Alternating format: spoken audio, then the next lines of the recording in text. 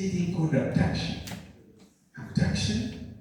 Just to defeat the FACA constitution, outlawed detention without trial, then to beat them, you detain in Subarus, in the boots, and take young people everywhere, confuse them. Now we must stand up. The time to stand up, young Kenyans, is now. For across the political divide. I must be honest with you, some of us watched it, we saw these excesses, and now, for whatever it means, I will stand where the people are and defend the Constitution properly. Properly.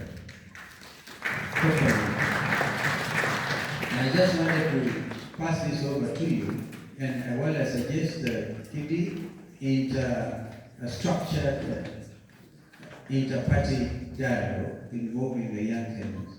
Now, my friend Raila Odinga, whom I've had the honor to deputize 10 years, and then supporting another 5 years unconditionally, hoping he was going to become the leader. Because I thought Raila Odinga and I shared basic commitment to this country. Now my brother is on the other side. I'm left standing. And believe you me, I'll stand until there's real change in Kenya. Because one time, one of the leading papers, Elliot Standard, put up a headline, "The Last Man Standing." The last man standing. And Raila called me and said, "Hey Steve, have you seen the paper saying the last man standing?" I said, "Yes. Will somebody has to stand? Because if we all now say yes sir, and get compromised beyond recognition, what happens to the future of this country?" So we must dig in. And I'm here to tell you, dig in. Look at the values we have under Constitution 2010 and Article 10. Look at your rights. Also recognize we are not an island nation when it comes to the issue of human rights, for example. Human rights are universal, and we have imported all those UN resolutions under Article 1920 of our Constitution. They have become part of our domestic law. So I just here to encourage you to stand strong.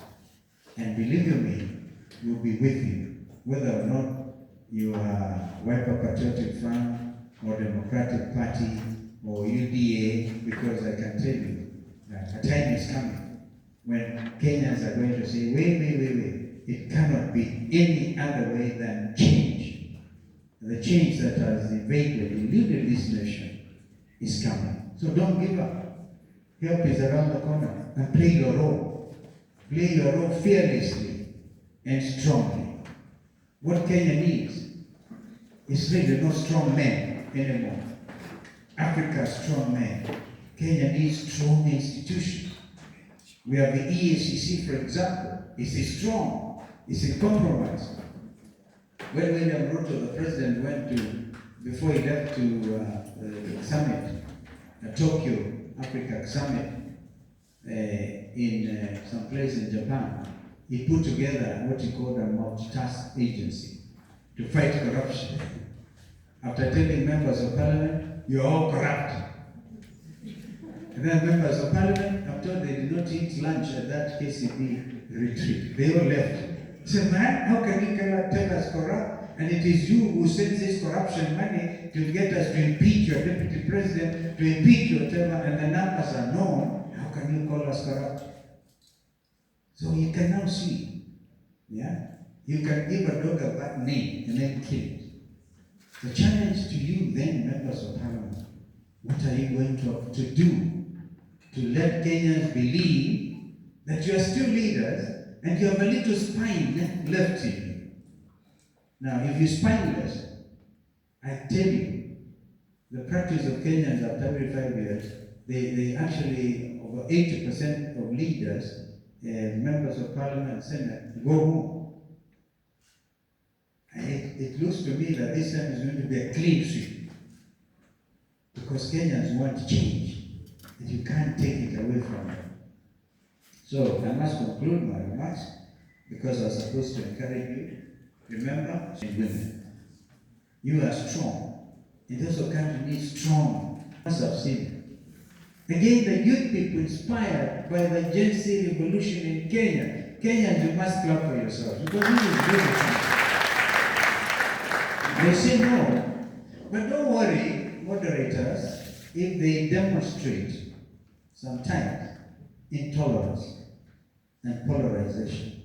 Because unless again we move these young people together to be able to sit and discuss and agree, they're seeing the excesses. Now, how do you deal with excesses? Do you say, oh, let us sit and agree that Kenya is a multi-party democracy? It's already in the constitution. Do we sit and say, let us fight corruption? The institutions are there. Or do you come out and throw them out? So the young people, that's the only thing. How do we now manage their fury? Believe you me, even as we speak, the anger that was demonstrated on the 25th of June, 2025, when the young people demonstrated against high cost, high taxation. This country is the most overtaxed nation anywhere in the world. And they said no. And you overtax us and you steal from us as well. And you say no. So before you sit and moderate them, allow them to vent their anger. That anger is still present in our country. And nobody can pretend that Kenyans are not angry. If you get people getting gangster type of execution, like happened to this advocate yesterday, you get people coming up with rungus, state-sponsored violence. I repeat, state-sponsored violence. And you tell them they can sit with you and discuss. Please, if you believe in multi-party democracy, which is in the Constitution, then you must tell those with instruments of power not to misuse those instruments. Allow political parties to organize. I saw somebody from DCP, right? And then they hear Gachagua, regarding Gachagua, the next thing is tear gas, throw him, don't allow him to address them. Honestly, it is not possible in a democracy to deny people the right to speak, the right to go to church. Even in churches, there is some of us in church, they throw tear gas in the church. They beat you up. I want to urge the Kenyans, let us pray that this culture of violence, state-sponsored, where the police also distribute rungus to goons. I think that I like very much what the Law Society is doing. So the Law Society sponsored a motion or something in Parliament to make it impossible for leaders who believe in goonism never to be elected.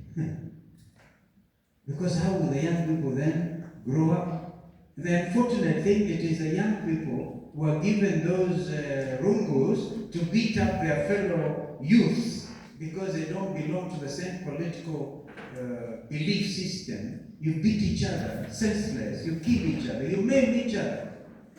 And then the state will say, we'll compensate you. We'll kill you, then compensate you. My honest submission is let there be a blanket admission by this administration that they wrongfully detain, they wrongfully maim, they destroyed people's property and blamed it on other wrong people, that there must be a blanket apology to the Kenyan nation. That would be something. But you cannot just, compensation without justice. It's not compensation. Honestly. There must be justice. And demonstrable ability to say sorry. You're not a fool when you say I'm sorry. Or when you say please. Just to say please. And sorry. In fact, the greatest leaders are those like Mwalimu Nyerere, who stood up and said, I am sorry, I introduced Ujamaa a kind of socialization that didn't seem to work. I'm sorry, Tanzanians. We need leaders who are able to say sorry because they are not angels. Nobody is an angel. So I must conclude, ladies and gentlemen, by encouraging you and telling you, mbele iko sawa. But before it is sawa, we must do what we must do. And I tell you, the biggest thing is our constitution. With that constitution, unless it is overthrown, this country will now grow up with you guys looking at you. Even if you're able to sit like this, from Wiper Patriotic Front, from UDA, from Jubilee, from everywhere, if you're able to sit like this, go tell your leaders, tolerate each other as well. Yeah, I'll tell them myself, I'm never afraid of it. I tell them. They tell you, double-faced people. They tell you, hey, we're going to rid this kind of corruption, and go and immediately the next thing is any procurement. Devolution, they say with devolution, they don't believe in it. But let us be careful not to devolve corruption. It's already done, it's been devolved as well. We must really, there's a lot of work to you guys to do. The governance structures, the youth council, interpreting the council, must also try to bring up, in my view, my honest advice, some structures, governance structures, that will continue to say no. And you see, for now, we must continue to call out to this regime and to tell them it is not to be business as usual. This revolution is ongoing, and it will come to its fruition at the ballot box in 2027. And nobody can do anything about it. So we are just telling IBC as well not to be partisan. We are watching. They already procured materials. I must tell you this. They've already, even before the new Ruto Commission came into place, the CEO of IBC, they may have told you this, have already procured materials for 2027 election in the absence of the commission. This is how bad things can become. Will you believe that? It is true. So that they will have eaten before the commission comes in. This is the truth. It's a tragedy of our country. Therefore, young people, your future is here. May God bless you. Bele iko sawa.